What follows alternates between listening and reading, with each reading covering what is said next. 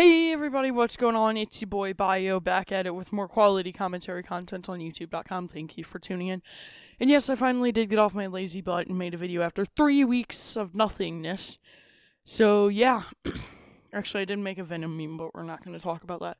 So today we're going to be talking about a student who took legal action on her 13-year-old student.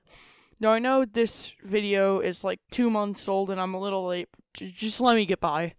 So yeah, let's jump right into the video.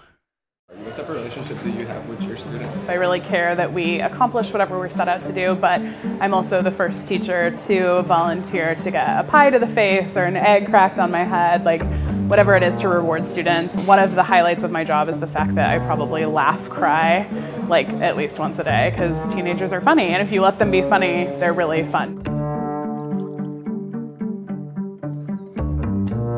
My name is Amy Estes. I'm an 8th grade English teacher. I've been teaching for about 12 years now. Does anyone else think it's kind of funny that she's talking about how great of a teacher she is on a video that's about taking legal action on a student for cyberbullying her? I don't know. I just think it's kind of weird that she's like, oh, I'm the best teacher ever, but yeah, I'm suing a 13-year-old. Whatever, let's get back to the video. The joy of knowing that I've impacted a student or had a good day in the classroom is really indescribable, because while education does not necessarily pay well, what it does pay is knowing that you've had a chance to impact future generations. Which, because she doesn't seem like the most sane person ever, I don't think she should get the chance to impact the future generations. I don't know. Just throwing that out there. My goal is always to really understand where a student's coming from as a person, not just a test score or a grade. My story begins at the start of the 2017-2018 school year. I had several students approach me privately out of concern to let me know that a former student of mine who was following me on Instagram because they wanted to keep in touch with me. You know what? Here's her problem right away. She gave a bunch of 13-year-olds access to her. She followed and friended 13-year-olds on her social media. This is part of your problem. Like, okay, give them your email so they can ask you a question, but not your Instagram. Like, why? Had taken a photo of me and my partner and posted it to her Instagram and let my current students know that I was gay. Prior to that, I had never discussed my sexuality in the classroom intentionally, because I know that I teach in a very conservative climate. By a conservative climate, you mean an 8th grade classroom.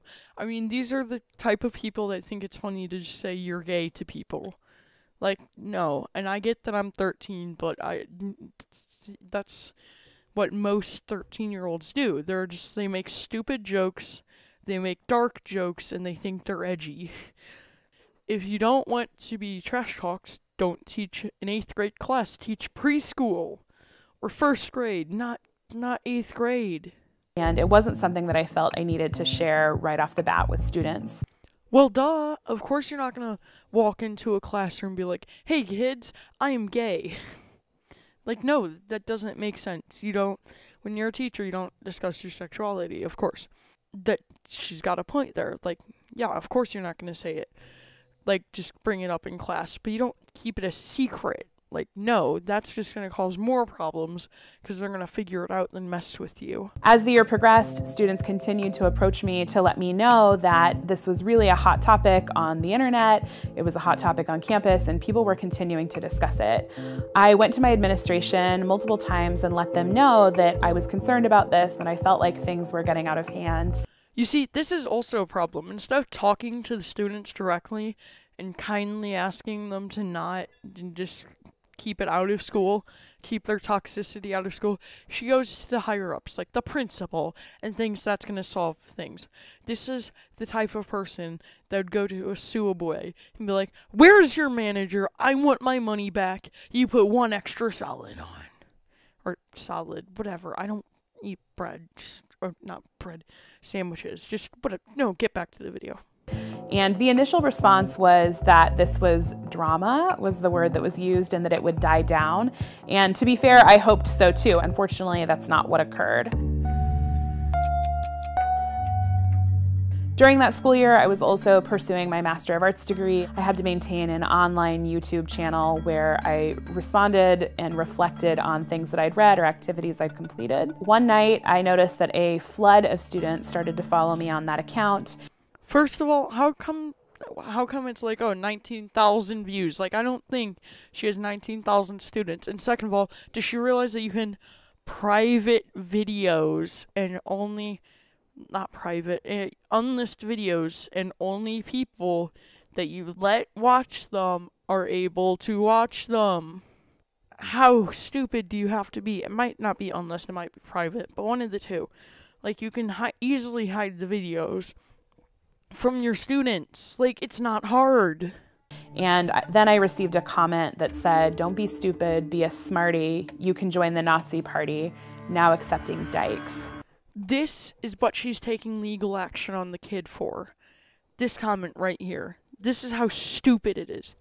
This is what happens when you grow up your entire life and no one's ever insults you. Ever. Like, no. But basically, if you somehow don't know what that word means, it's basically the equivalent of a white person saying the N-word. It's not, like, not allowed, but you're not supposed to. It's like a word that's used in inter-lesbian circles or whatever. Like, what? But she's getting mad about this. Like, this is the stupidest thing that you should get mad about. I immediately took a screenshot and sent it to my administration and asked them to sit down with me. It took my administration a full month to meet with me, and upon meeting together, the decision was made that I should create a lesson about tolerance. Okay, so not only the teacher is stupid, the higher-ups are stupid too. Trying to get the person who can't tolerate a 13-year-old, trying to get a reaction out of her, to teach a lesson about tolerance. It doesn't make sense. If you cannot tolerate someone because they are not tolerating your beliefs, you can't teach a lesson about tolerance. That's pretty hypocritical of you. To present it to my class. I did that immediately, sent it off to them, and unfortunately they decided that they didn't like the direction of the lesson, and I was told that it would occur later on once someone else had a chance to review it. I had started to experience some severe depression. And okay, so I'm not trying to trash depression or anything, because I used to suffer with problems of that, but I don't think she's actually depressed. I think she's just mad at life and mad at everything, which isn't necessarily depression. Because if you fall into a depression because a student called you gay and you actually are gay, that doesn't make sense. They're stating a fact, basically. No. But if she actually does have depression, I hope she gets over it, but it's kind of stupid that she fell into depression from that. Even more severe anxiety about being in class because I felt like I didn't know what was being said about me or what was being done, and I also felt like I wasn't being supported or kept safe. And that there is proof that this person grew up with a safe area their entire life. But, see, the problem is, there's always going to be someone trash-talking you and gossiping about you. There always is going to be. Now, how she just learned that beats me. It's probably because of the safe room thing. But there's always, always, always going to be someone who hates you and is just trash-talking you behind your back. No matter how much Elon Musk has done, there's going to be people that hate him. No matter how much Bill Gates has done, there's going to be people that hate him. That's just life. The way that I believe I deserve to.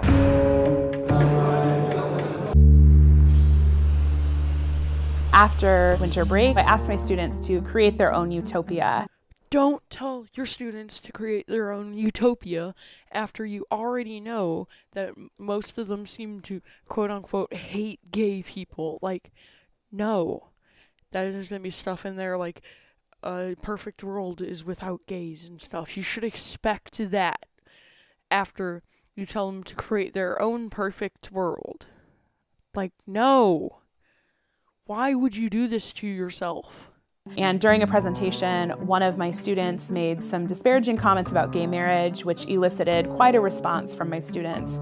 A lot of excitement and looking at me and definitely awaiting a reaction. After that, upon reviewing the student's written work, I noticed that some more derogatory comments were used about gay people in her work. And I brought that again to the attention of my administration, and My administrators felt like the best course of action there was simply a teachable moment. I contacted my union at that point. From there, it escalated to me getting a regional rep involved from my union, who eventually hired me a lawyer.